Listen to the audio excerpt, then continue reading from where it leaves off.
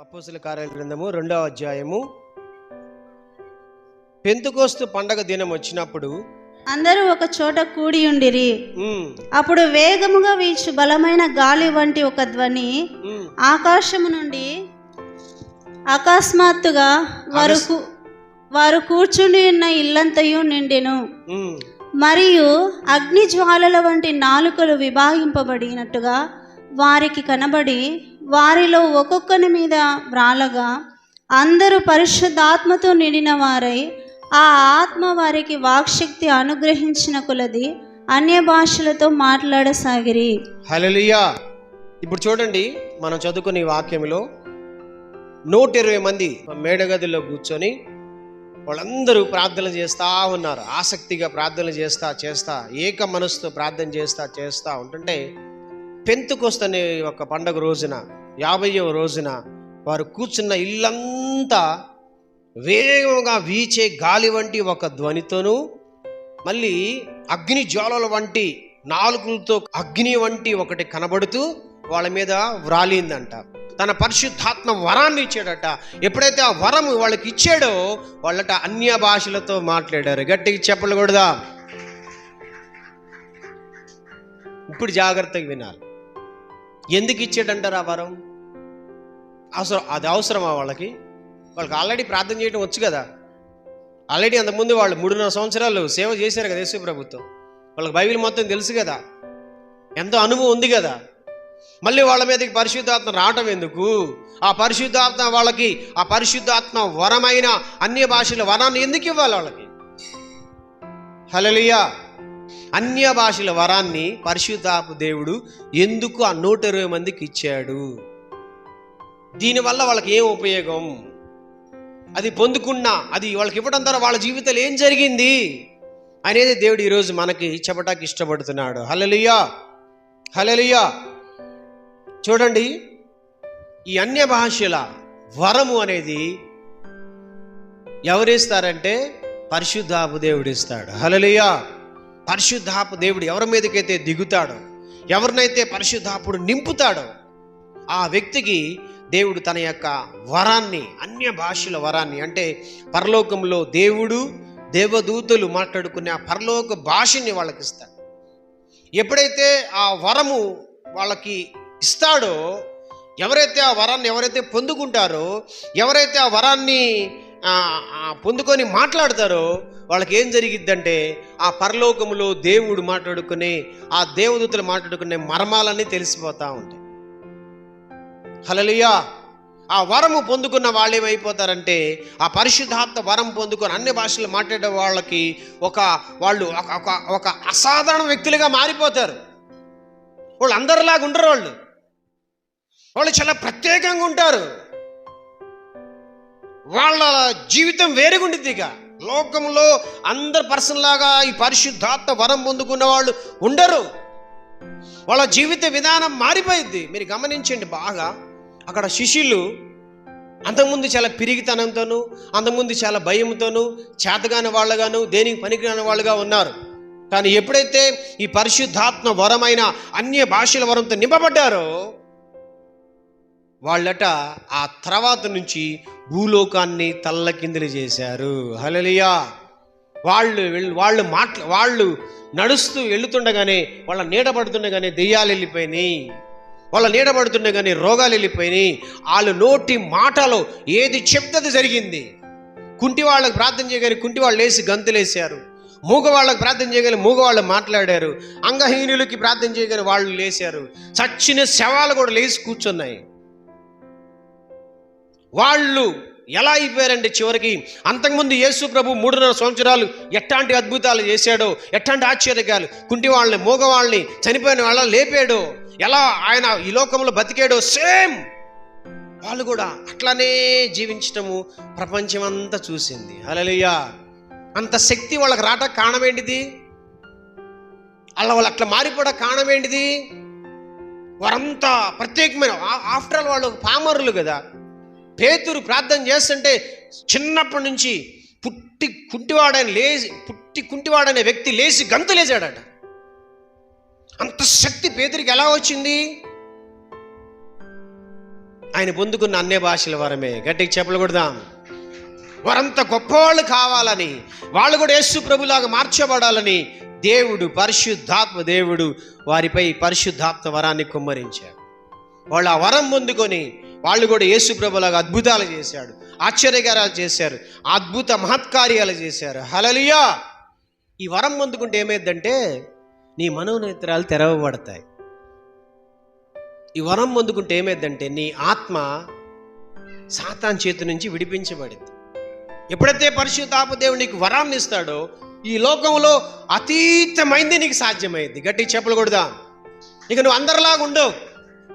అందరూ కష్టపడి పైకి వస్తారు, నువ్వేమో ఈ యొక్క పరిశుద్ధాత్మ వరం ద్వారా పైకి వస్తావు. అందరు కష్టపడి ఈ లోకంలో గొప్పోళ్ళు అవుతారు, నీవేమో కేవలం ఈ పరిశుద్ధాత్మ ద్వారా గొప్పోడు అయిపోతావు.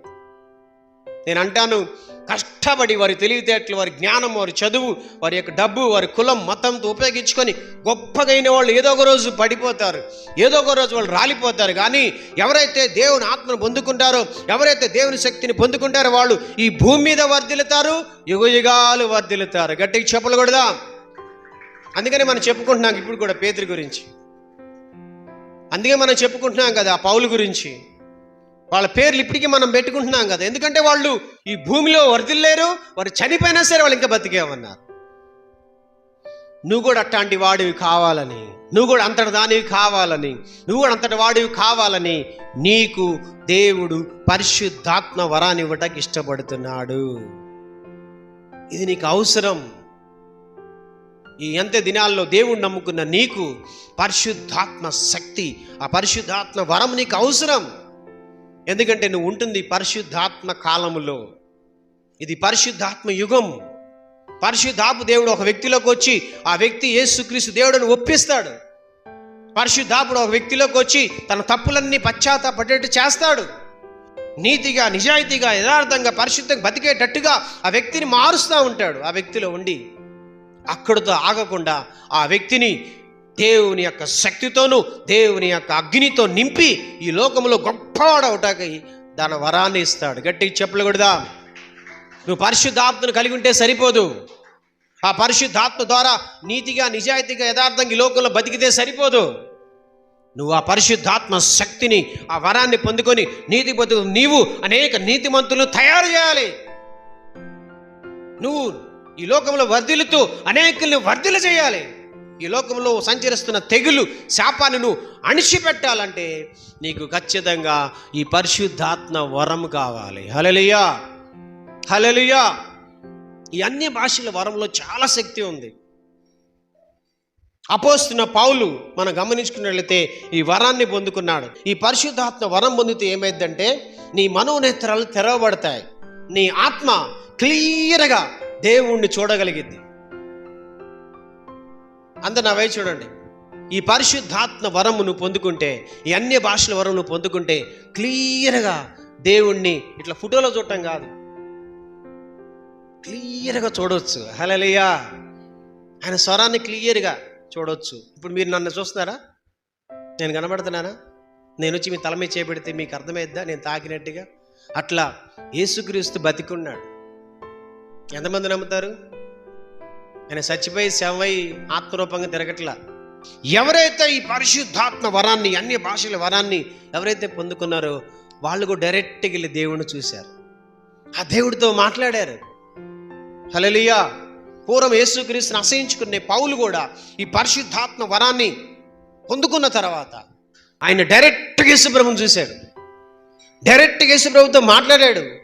మధ్యాకాశానికి వెళ్ళిపోయి తండ్రి దగ్గరికి వెళ్ళిపోయి అక్కడ దేవదూతలతో మాట్లాడొచ్చాడు. ఆయన ప్రార్థన చేస్తుంటే అద్భుతాలు జరిగినాయి. యేసు క్రీస్తు లైఫ్లో ఏం జరిగిందో అదే లైఫ్లో పౌలు జీవితంలో కూడా జరిగింది. ఎందుకంటే ఆయన పొందుకున్న వరాన్ని బట్టి. హల్లెలూయా. ఈరోజు ఆ వరాన్ని నువ్వు నిర్లక్ష్యం చేస్తున్నావు. సాతాను నీ చేత నిర్లక్ష్యం చేపిస్తున్నా. ఆ వరంలో ఏముందిలే, పిచ్చి వరం. హల్లెలూయా. ఏం వరం అంటది? పిచ్చి వరం, పనికిరాని వరం మనకి అని ఈ రోజుల్లో క్రైస్తవుల్ని అన్యులు పక్కన పెడదాం, ముస్లిమ్స్ పక్కన పెడదాం, క్రైస్తవుల్ని మభ్యపరుస్తుంది. ఈ అన్య భాషలో ఉన్న వరం యొక్క శక్తి గనక క్రైస్తవులు గనక సరిగ్గా అర్థం చేసుకుంటే హల్లెలూయా. ఇప్పటికల్లా భారతదేశం మారిపోయి ఉండేది. అసలు నువ్వు గనక ఈ వరాన్ని పొందుకొని ఈ వరాన్ని గనక నువ్వు గనక సాధన చేస్తే అసలు నీళ్ళు క్లియర్గా దేవుడు కనబడతాడు. అర్థమవుతుందా? దరిద్రం నీ కాళ్ళ కింద ఉండేది, రోగం నీ కాళ్ళ కింద ఉండేది, ఆకాశ మండల భూలోక చేతబడి శక్తులు నీ కాళ్ళ కింద ఉంటాయి, అన్నీ నీ కాళ్ళ దగ్గరకు వస్తాయి. హల్లెలూయా. రాలేదా? శిష్యులకి రాలేదా? మరి వాళ్ళకు వస్తుంది, మరి నీకు రాదా? మీరే చెప్పండి. వాళ్ళకి అంత శక్తి ఎట్లా వచ్చిందంటారు? వాళ్ళు కూడా నీకులాగా నాకులాగా యేసుక్రీస్తు నమ్ముకొని బాప్తిస్మం తీసుకున్నారు కదా. మరి వాళ్ళు అద్భుతాలు ఎలా చేయగలిగారు? ఎలా శవాలు లేపగలిగారు? మరి నువ్వెందుకు లేపలేకపోతున్నావు? నువ్వే అంటావంటే వాళ్ళ ఆ రోజుల్లో ఉందండి, ఇప్పుడు లేదండి అంటావు. అంటే దేవుడు మారిపోయాడు అంటావా? దేవుడు ఆయన మారాడా?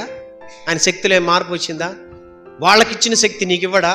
నీకు కూడా ఇచ్చాడు, కానీ నువ్వు దాని మీద ఆసక్తి లేదు నీకు. మనకెందుకు అది? నమ్ముకుంటే చాలు. బైబిల్ ఆది కాండం ప్రకటన చదువుకుంటే చాలు, ఈ బైబిల్లో చదువుకుంటే చాలు. కాదు, నువ్వు పరిశుద్ధాత్మ వరం చేత నింపబడాలి.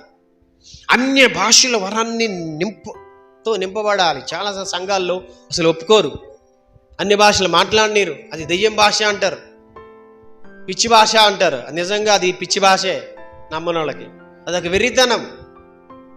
కానీ దాన్ని గనక సాధన చేస్తే, అదే అందుకని పౌలు అంటాడు, నేను సాధన చేశాను, నేను అందరికన్నా ఎక్కువ భాషలు మాట్లాడా తిమోతి. దాన్ని సాధన చేసేలకే ఆ సాధన చేస్తున్నప్పుడు దాంట్లో నుంచి సారం బయటకు వచ్చింది. ఆ సారము నన్ను యేసుక్రీస్తులాగా మార్చేసి నేను ఈ లోకంలో కనిపించి యేసుక్రీస్తుని అయిపోయాను. నేను ప్రార్థన చేస్తుంటే శవాలు లెగుస్తున్నాయి, నేను ప్రార్థన చేస్తుంటే దెయ్యాలు వెళ్ళిపోతున్నాయి, నేను ప్రార్థన చేస్తుంటే అనేక జీవితాలు బాగుపోయి. అచ్చం నేను ఒకప్పుడు యేసుక్రీస్తుకి విరోధిని, ఒకప్పుడు యేసుక్రీస్తుని ద్వేషించే వ్యక్తిని, ఈరోజు అచ్చం యేసుక్రీస్తులాగా నేను మారిపోయా.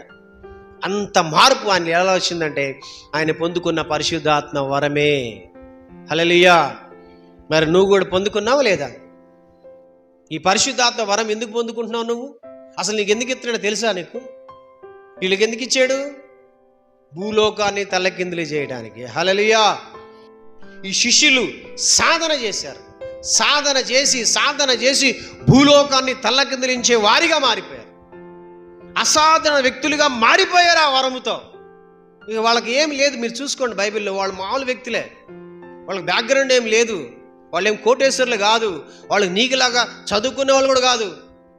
ఒక వ్యక్తి చేపలు పట్టుకునే వ్యక్తి, పచ్చి మోటోడు, బైబిల్ చదవటమే రాదానికి, పేతురు గారికి.